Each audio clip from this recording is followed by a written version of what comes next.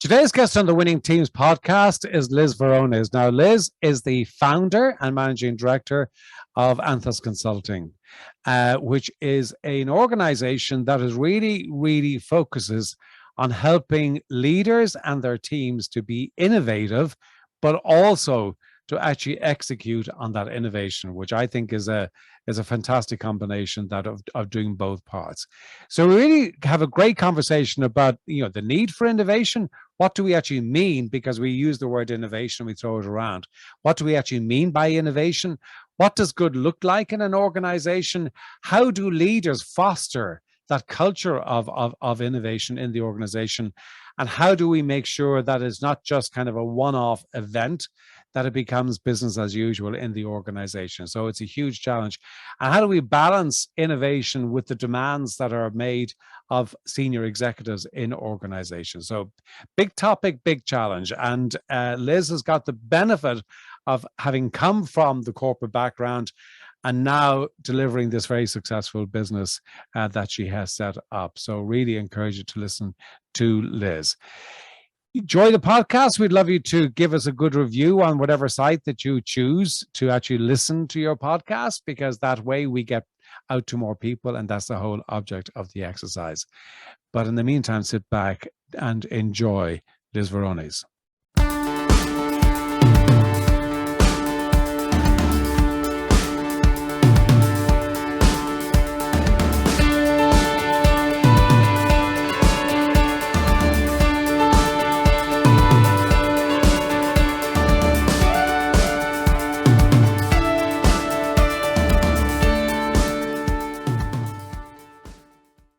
Liz, thank you so much for being a guest here today on the Winning Teams. It's a great honor to have you. Thank you for having me, John. Always a pleasure to see you. Good to see you too. So maybe just for the audience, maybe just give a little bit about your background and the journey to Anthos Consulting, your company. Yeah, absolutely. So I have 15 years of healthcare experience. I worked for Pfizer in the United States. I started as a sales representative, and then I moved into marketing across different pain products in the portfolio. And then I moved over to Paris, where I worked on a regional team across different international markets. And after 15 years, I had a great experience. Pfizer was a wonderful place to learn and to grow and to really challenge myself. But I was looking for something more in my career and to expand in a new way. So I took a little bit of a break. I took a sabbatical, and then I started to form some early ideas of what I'd like to do on my own.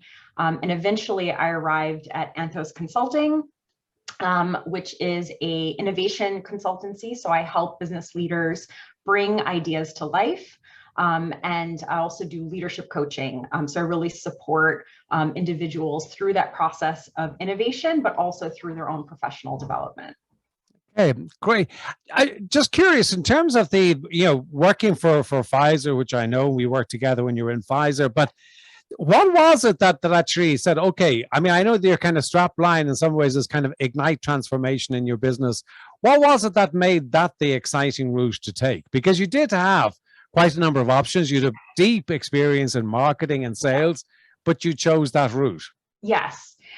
Well, it was actually taking time to reflect on what it is that really got me up in the morning and that really powered me through the day. And the common thread, as I looked at all the different projects I was involved in the US and in Europe, they were all innovation.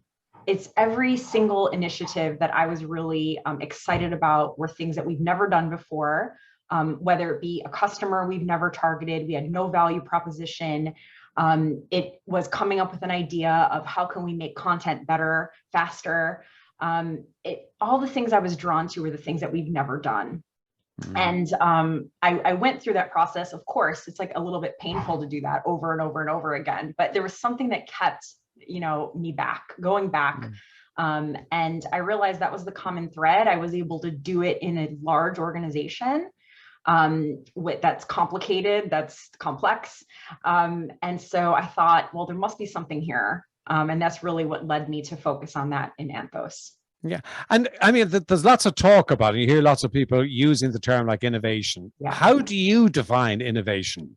Yes, there is a lot of talk. There's a lot of noise. It's actually very cool to innovate. And it's also really important to innovate. The way I define innovation is a little bit more practical and grounded. Innovation, when you really strip it down, is a process, right? So it's a methodology. There are stages that you flow through to bring about meaningful change. And the meaningful change is important because it needs to be relevant to the business. It needs to be relevant to the end customer that you're serving. And it's change in a sense of either adding new things, bringing new ideas to market, or taking some away or evolving them. So it's really, it needs to be rooted in the core purpose of the company, the ethos of the organization, but it needs to be in service of advancement and evolution. Yeah, and I mean, it's talked, as you said, talked a lot about in organizations. And why do you believe that it is so important to innovate, continuously innovate? Absolutely. I think there are really two reasons. The first is to survive. The marketplace that we're operating in today is so complex. It's fast moving. There have been so many revolutions across different industries and technology. There's more learning shared, right? So everybody's been leveled up. So to compete in today's market, you have to innovate and you have to do it quickly. So it's sort of an imperative in business today. So that's one reason. I think the second reason is that it stirs something within us that's about growth. Right. So this idea that we can innovate, it's going to challenge us to our core, and it's going to push us to grow as professionals, and to people. So I think it appeals to this side of us that wants to expand and to do things that seem impossible. Having said all of that, you and I both know that in many large organizations, there might be a lot of talk about innovation. There might be a lot of even leaning into innovation. There might be a lot of desire to innovate, but actually making it happen is a completely different story. Absolutely. But so what is it that actually that you feel from your experience and you working with organizations and in organizations, why is innovation so challenging? If we all think it's a great idea, we all think it's exciting, we all think it's interesting, why is it so tough? Yes. One aspect is dealing with the realities of an organization. So organizations are complex. There's an ecosystem within it. If they're large, that brings even more complexity. So when you have that kind of environment, you have dynamics that are occurring within the organization, right? There are politics. There's a need for alignment. There are a whole bunch of extra stuff that you have to do in addition to doing innovation well, to going through the process. So I think one of the core challenges is that it's just being able to navigate that environment to get people aligned, to get people to be fired up, to get resources, and speaking the same language. So that's certainly one aspect of it. I think the other thing is that there's so much pressure on people today to perform, right? You have short-term objectives, you have things you have to do now. People are scheduled back to back. They have no time to think. And that is just the way we're used to operating. And I think the pandemic really put a spotlight on that, because there was no commute, there was sort of no boundary. And so people were just working constantly. So when you don't have that space to think, when you don't have that sort of openness, or the prioritization to focus a little bit more on long-term or on things that, may not seem possible, that makes it really tough to be able to innovate. And then I think that the last thing is around a lack of structure or support around innovation through different training or through different experiences or different types of people, or lack of awareness of those things. So a lot of times big organizations have those resources available, but people just don't know that they're there. Yeah, but isn't it strange, Liz, that in many ways, and in so many large organizations, and we know it from the work that we do with different organizations, that one of the kind of the ongoing plea or complaint, or is about, I'm in wall-to-wall meetings, right? Yes. I just spend my day in meetings. So on the one hand, we're saying, yes, we want innovation, we want creativity, but on the other hand, we're we're actually booking ourselves, wall to wall with meetings, and yet somehow we don't see anybody really putting a halt to that. Is that not just something that somebody somewhere has got to put, say, okay, hang on a second, no more? Yeah. Yes. And why doesn't it happen? Yes. I think one of the main things you just said is that they're booking themselves, right? So part of it is that people don't see the power they have over their calendar. Because once you dig in, easily, as you know, from speaking to different coaching clients, they'll say, I have absolutely no time for this. I'm back to back all the time. I have all these demands. When you start to dig in and ask specifically about their day, well, which meetings could you move? Which things are urgent? Which things are not urgent? There's always room. So I think part of it is just taking this seriously and making this an imperative for yourself. And taking charge of your calendar, because there's always room. There's always an opportunity to sort of create that space. It is interesting though, because I would agree with you. I would absolutely agree with you, but it doesn't happen all that often, does it? No. And there seems to be something that's getting in the way of that happening, which brings me to leaders, because at the end of the day, innovation is going to be driven by the leadership of the organization. And from the work that you have done in the space and trying to, looking at organizations, trying to really embed innovation into the organization, what are the things that you've seen leaders do well? Yeah. And what have you seen leaders do not so well? Yes, definitely. And it does come down to the leader in this case. What I've seen them do well is not doing innovation for the sake of it. It's doing innovation in purpose of something, right? It's really focusing. And these are the leaders that have the customer at the center. They're really thinking about the customer they serve, the product, and really trying to make that better.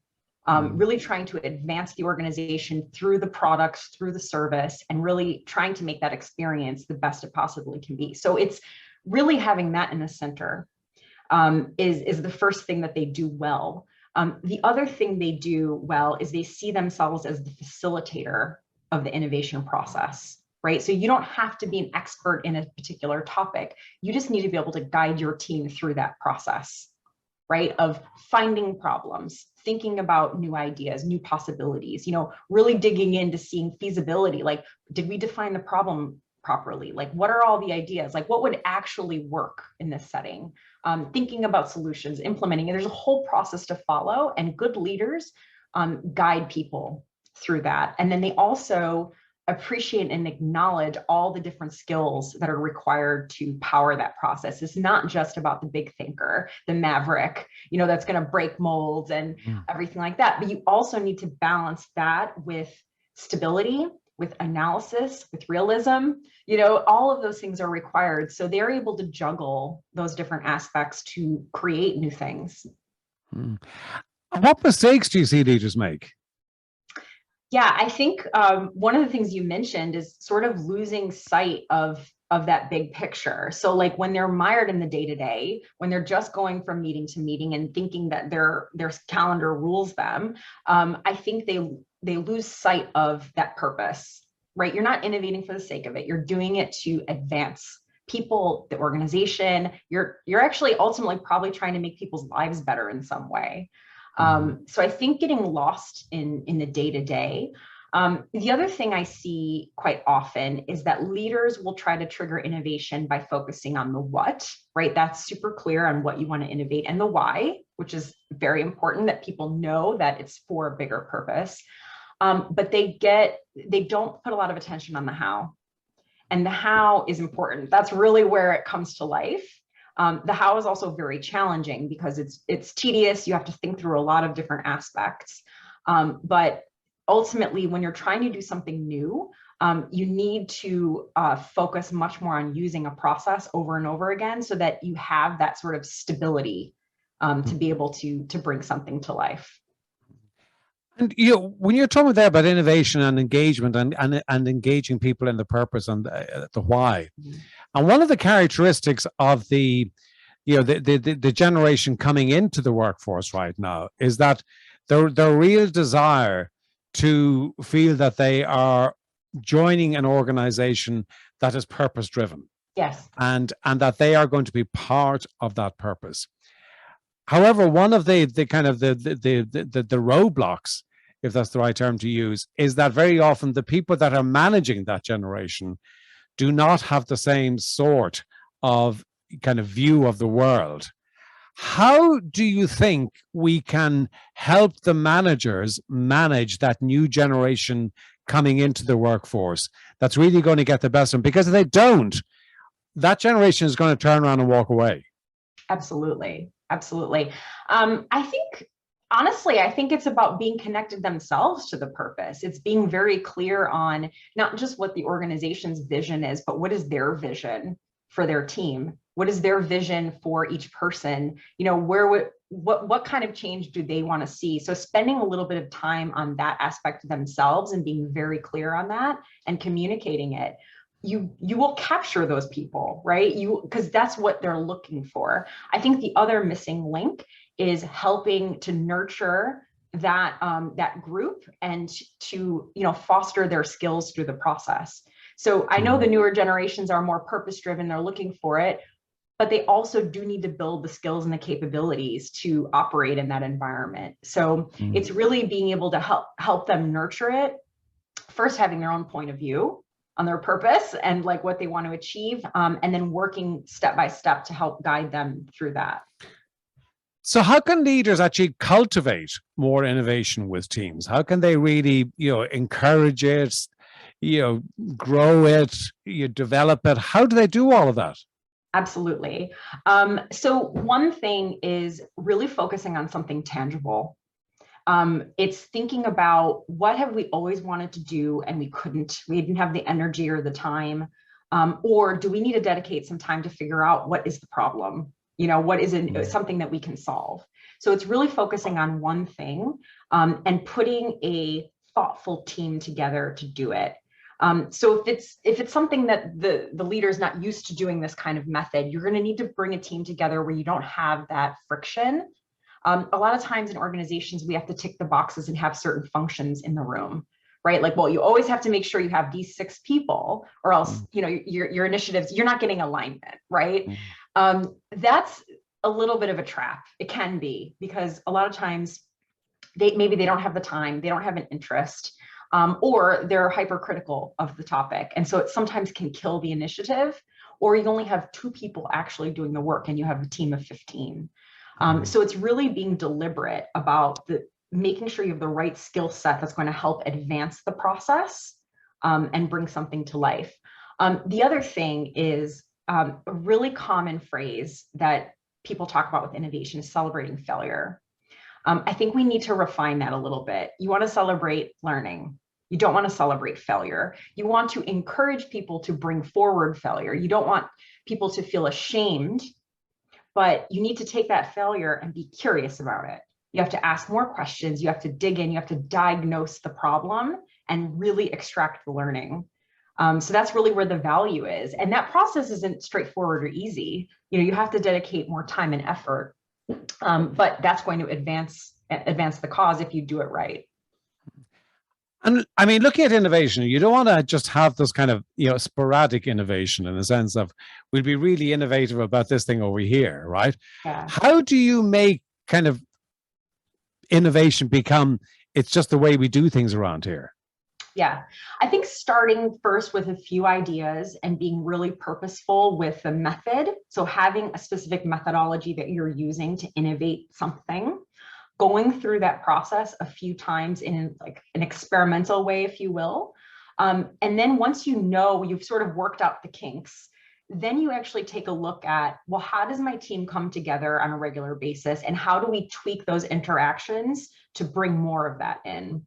So one example could be that you want to be able to have a space for new ideas or a space to bring problems, right? If you have that dedicated time where everybody's going through that process together and you're really deliberate with how you use it, so you're not shooting things down, for example, you're really being expansive, then you start to have a pool of new ideas coming, right? Then you know what to do with it. So it's really just thinking about, well, how do we operate as a team? How often do we meet? What kind of mechanisms can we put in place that enable this sort of regular discussion? I think the one thing that you do, Liz, which I think is really interesting, well, there's lots of things that you do that are very interesting, but I think it's the combination of the innovation piece and the coaching. Because we all know that you can come in, you can run a session, you can run a project for a short period of time, whatever it might be, but then at some stage you walk away, and it's about the implementation. Yeah. And I assume that the reason that you bring in both sides is that you can do the first bit, which is the innovation, the creativity, kind of formulating what the strategy might be, but then the bolting on the coaching really helps you in terms of ensuring that it gets implemented. Is that correct? Absolutely. Absolutely. And it's also sort of uncovering those hidden barriers, right? So those barriers are all personal. They're totally unique to each individual, and they're not entirely conscious. So it's really taking the time to work with somebody and figuring out what those barriers are and working through those together, right? To help them to continue to move in that direction. Right, yeah. So I think it's a very, very powerful combination. Liz, this has been fantastic. Before we wrap up, and you can tell people where they can get in touch with you, two questions. One, a book that's had an impact upon you. What's the book and what was the impact? Yes. The book is The Artist's Way by Julia Cameron. It's something I did while I was still working at Pfizer. It's a 3-month workbook to enhance creativity. And she says, in the very beginning, this isn't just for creative types, right? It's for anybody. And I went through the process. It's a big commitment, by the way. There are exercises that you do every single day, every week. You really need to make space for it in your life. And the impact is that I feel like it just opened me up in new ways of thinking. It actually helped me to experience like life in a more meaningful way, if that makes sense. So yeah. I just felt like more connected to what I was doing. And I think it's probably the book that sort of triggered a shift in imagining a sort of different way of life.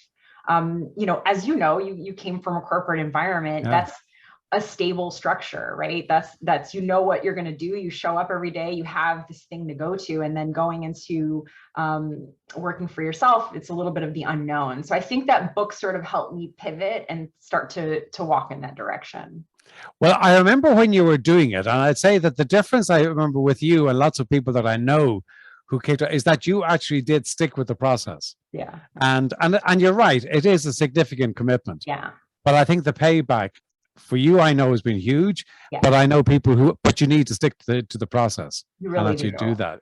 But I credit to you that you actually did stick to it. Yeah. Second one is daily rituals, if you have them. I'm happy to share them and what they do for you. Absolutely. So one of my daily rituals is sort of a continuation of the Artist's Way. I journal each morning. So I take some time to sort of clear my head first thing in the morning. And then I also set intentions for the day. So I spend some time thinking about, what are the 3 things that would make this day really great? Or what would I hope to achieve? Or how would I like to feel by the end of the day? So setting that intention, I think it sets me on a different course. And then the other thing I do following up at the end of the day, right before bed, is just gratitude, just having a few things that I'm grateful for at the end of the day. So those sort of bookends help sort of keep me focused, but then also sort of grounded and grateful. Fantastic. Power of gratitude. Absolutely enormous. Liz, how can people get in touch with you? We put everything in the show notes, but if they're listening right now, how can they reach out and get in touch with you? Yeah, absolutely. So you can reach out to me through my website, which is anthosglobal.com, or it's elizabeth@anthosglobal.com. And you can reach out to me through there. We can discuss a specific challenge or an actual topic that you'd like to tackle. And then, we can take it from there. It'll all be in the show notes. Liz, thank you so much indeed for joining us. It's been a real pleasure and honor to have you here today. Thank you for having me, John.